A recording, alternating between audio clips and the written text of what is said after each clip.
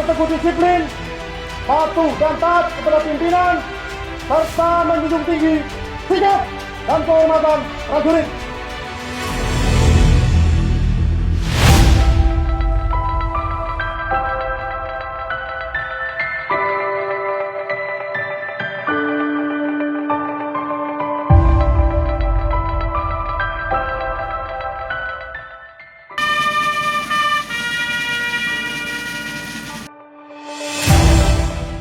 Seluruh peserta upacara yang saya hormati.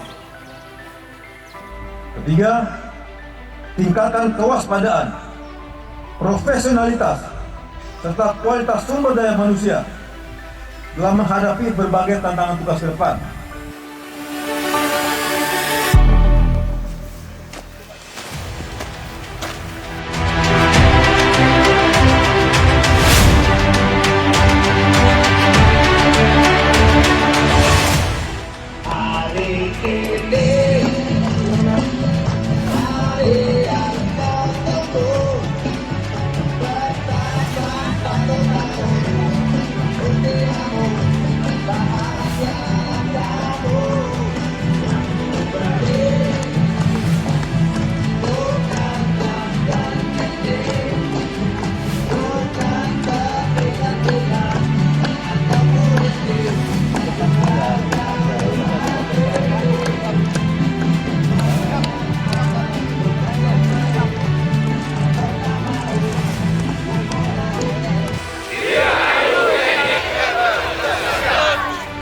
TNI Prima.